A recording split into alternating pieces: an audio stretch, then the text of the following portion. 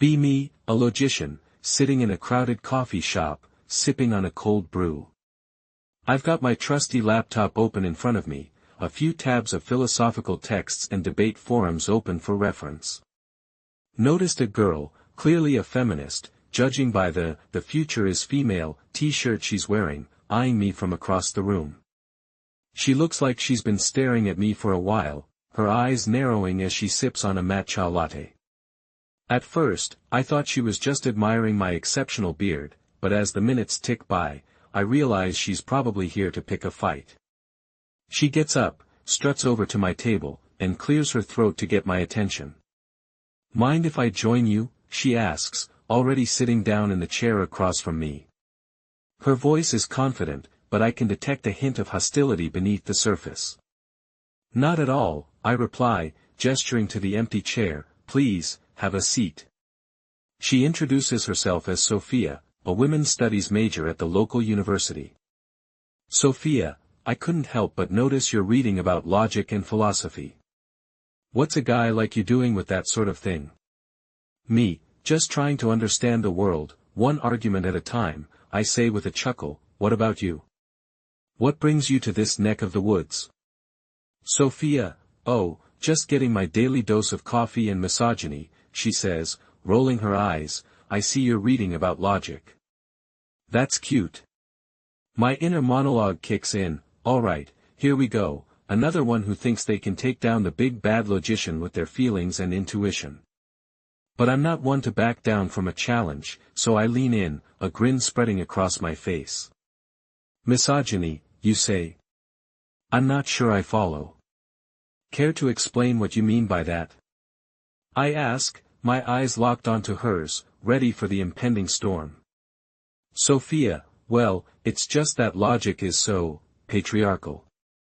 It's a tool used to oppress women and marginalized groups." My inner monologue, oh boy, this is gonna be good. Time to break out the old trusty toolbox of logical fallacies and see if she can keep up.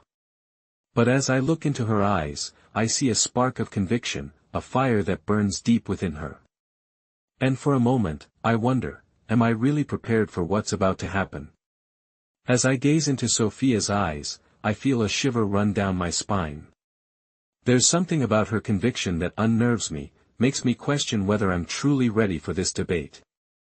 My inner monologue kicks into high gear. "Okay, stay calm, don't let her get under your skin. You've dealt with people like her before, always so quick to play the victim card." But as I look at her, I see a glimmer of something more, something that suggests she's not just another mindless ideologue. I say, trying to sound nonchalant, "So you think logic is a tool of oppression? That's an interesting perspective. Can you tell me more about what you mean by that?" I lean back in my chair, trying to appear relaxed, but my mind is racing. I'm thinking about all the possible ways she could respond, all the potential pitfalls and logical fallacies she might commit. Sophia takes a sip of her coffee, her eyes never leaving mine. "Well, think about it," she says, her voice low and even. "Logic is all about rules and structures, about categorizing and compartmentalizing. It's a way of controlling the narrative, of dictating what's true and what's not. And who gets to decide what's true? Men, mostly. White men, to be specific." She smiles, a small, wry smile. "I mean, just look at the history of philosophy. It's all about dead white guys talking about reason and rationality. Where are the women's voices? Where are the perspectives of people of color?" My inner monologue is screaming, come on, that's just a bunch of postmodern nonsense. You can't just dismiss the entire tradition of Western philosophy because it was written by white men. But as I look at Sophia, I see that she's not just spouting off some memorized talking points. She genuinely believes what she's saying, and that makes her a more formidable opponent. "I understand what you're saying," I say, trying to keep my tone neutral. "But don't you think that's a bit of a simplistic view of history? I mean, just because the people who developed logic were mostly white men doesn't mean that logic itself is inherently oppressive." I lean forward, my eyes locked onto hers. Can't we separate the context from the content? Just because logic was developed by people with certain biases and privileges doesn't mean that the principles of logic themselves are flawed. Sophia raises an eyebrow, a small smile playing on her lips. "Oh, I think you're misunderstanding me," she says. "I'm not saying that logic is flawed. I'm saying that the way we think about logic, the way we teach it and use it, is often rooted in a very narrow and privileged perspective. And that perspective can be limiting, can prevent us from seeing the world in all its complexity and beauty." She leans forward, her voice taking on a more intense tone. "I think we need to question our assumptions, to challenge the dominant narratives and see what's really going on. And that's what I'm trying to do, in my own small way." As she finishes speaking, I feel a pang of surprise. I was expecting a straightforward, simplistic argument, but Sophia's words are more nuanced, more thoughtful. My inner monologue is saying, wait a minute, she's not just some mindless ideologue. She's actually thinking about this stuff, really thinking about it. And that realization makes me feel a little uncomfortable, a little unsure of myself. Maybe, just maybe, I'm not as prepared for this debate as I thought. As I sit there, taken aback by Sophia's unexpected depth, I find myself fidgeting with my pen, trying to process the complexity of her argument. My mind is racing, thinking, okay, stay calm, don't get defensive, listen to what she's saying. But at the same time, I'm aware of a growing sense of unease, a feeling that my own perspective is being challenged in ways I hadn't anticipated. "I see what you're saying," I say finally, trying to sound calm and thoughtful, "but don't you think that's a pretty pessimistic view of logic? I mean, logic has been a powerful tool for understanding the world, for making progress and solving problems." Sophia leans back in her chair, a small smile playing on her lips. "I'm not being pessimistic," she says, "I'm being realistic. Logic is a tool, just like any other, and like any other tool, it has its limitations. The problem is, we tend to worship logic, to see it as the ultimate arbiter of truth, without ever stopping to consider its own biases and assumptions." I feel a surge of resistance, a desire to push back against Sophia's words, but I'm trying to keep an open mind, to really listen to what she's saying. My inner monologue is saying, okay, consider the possibility that she's right, that logic isn't always the objective, neutral tool we think it is. But at the same time, I'm aware of a lingering skepticism, a feeling that Sophia is overcomplicating things, that she's seeing problems where none exist. "I understand what you're saying," I say, trying to choose my words carefully, "but don't you think that's a pretty radical view? I mean, logic has been the foundation of Western philosophy for centuries. Are you saying that we need to throw all that out the window?" Sophia's smile grows wider, and she leans forward again, her eyes sparkling with intensity. "I'm not saying we need to throw anything out the window," she says, "I'm saying we need to question our assumptions, to challenge the dominant narratives and see what's really going on. We need to be willing to think outside the box, to consider alternative perspectives and ways of knowing." As she speaks, I'm aware of a growing sense of fascination, a feeling that I'm engaged in a real debate, a real exchange of ideas, rather than just a simplistic argument. My inner monologue is saying, wow, this is actually interesting, actually thought-provoking. Maybe I was wrong to assume that Sophia was just some ideological zealot. And with that realization, I feel a sense of excitement, a sense of possibility, that I hadn't expected to feel in this conversation. As I listen to Sophia's words, I find myself leaning forward, my eyes locked onto hers, drinking in the passion and conviction that radiates from her like a palpable force. My mind is racing, trying to keep up with the twists and turns of her argument, and I feel a thrill of excitement at the prospect of exploring these ideas further. "I see what you're saying," I say, my voice barely above a whisper, "but don't you think that's a pretty radical idea? I mean, we're talking about overturning centuries of philosophical tradition here. What makes you think that's necessary?" Sophia's smile never wavers, but her eyes seem to gleam with a fierce inner light, as if she's been waiting for this question, anticipating the skepticism that's sure to follow. "Necessary," she repeats, her voice low and husky. I don't think it's necessary, I think it's inevitable. We're living in a world that's changing at an exponential rate, and our old ways of thinking just aren't equipped to deal with the complexity, the uncertainty, the sheer ambiguity of it all.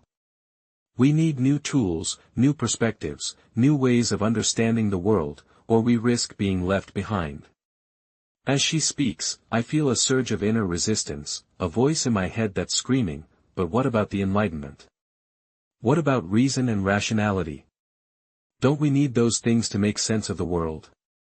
And yet, at the same time, I'm aware of a counter voice, a quieter, more tentative voice that's whispering, but what if Sophia's right?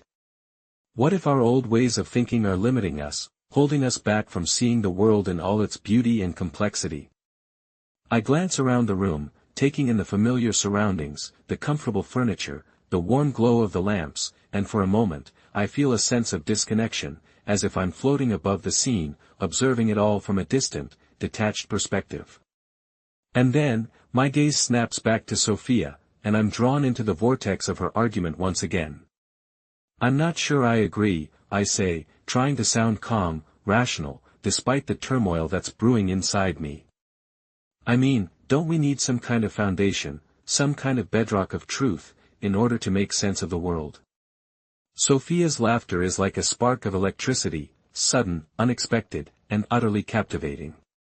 Ah, but that's the thing, she says, her eyes glinting with mischief. We've been so caught up in the idea of objective truth, of a single, overarching narrative, that we've forgotten the beauty of ambiguity, the power of uncertainty. What if the truth is not something that can be known, but something that can only be felt?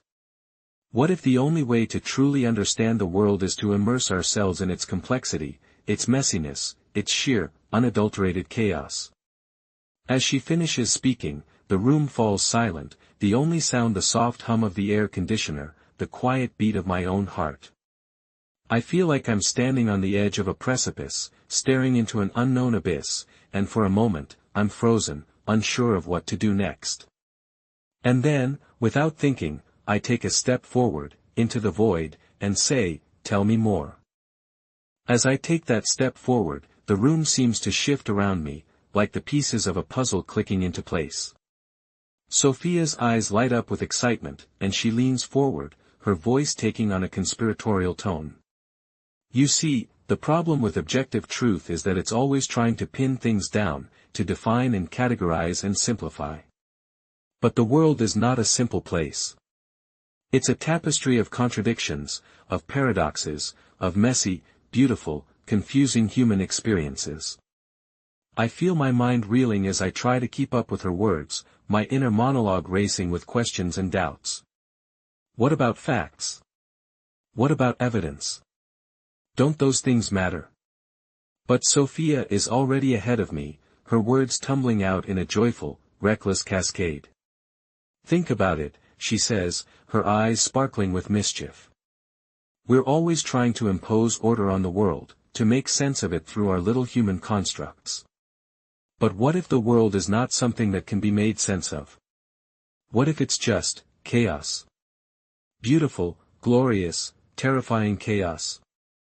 I feel a shiver run down my spine as I listen to her, a thrill of excitement mixed with a dash of fear. It's like she's inviting me to jump off a cliff, to abandon all my safe, rational thoughts and plunge into the unknown. And yet, at the same time, it's exhilarating, like I'm being offered a key to a secret world, a world that's been hidden in plain sight all along. But how do we navigate that chaos? I ask, my voice barely above a whisper. How do we find our way through it? Sophia grins, her teeth flashing in the dim light of the room.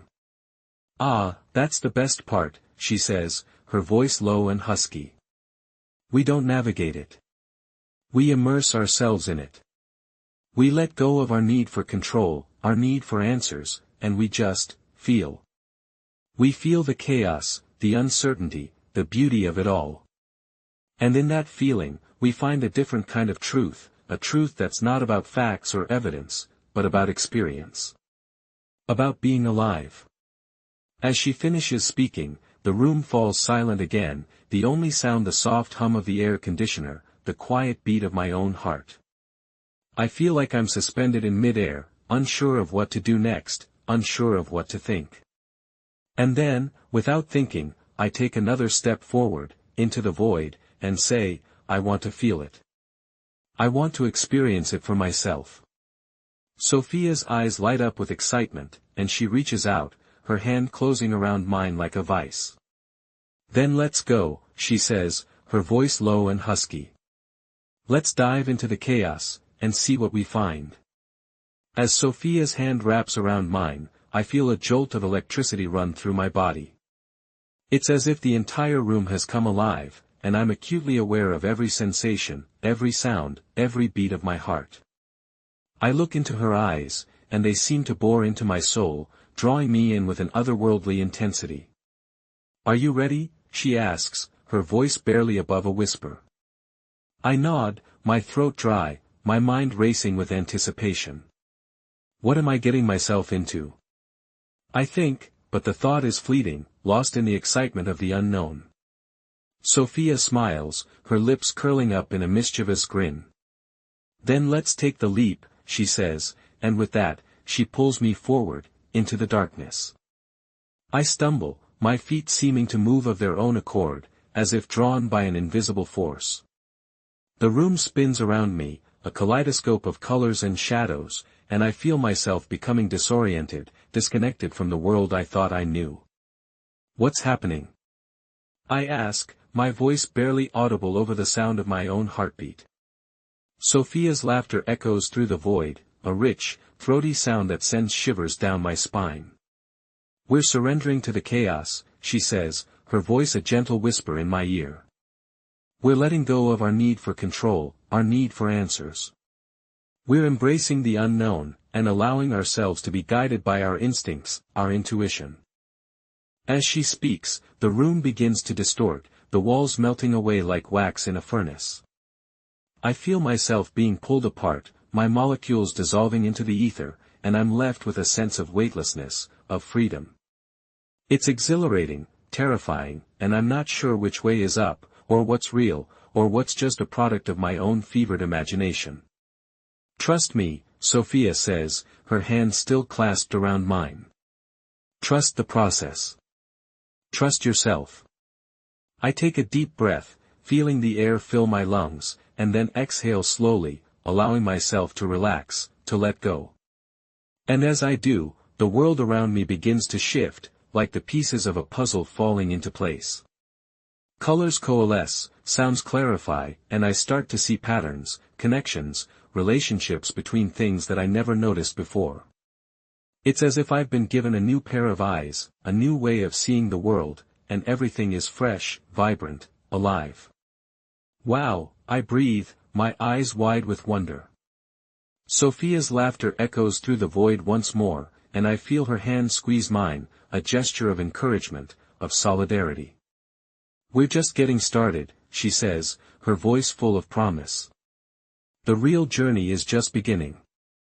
And with that, the room dissolves into a kaleidoscope of colors, sounds, and sensations, and I'm left to navigate the chaos, to find my way through the void, with Sophia as my guide.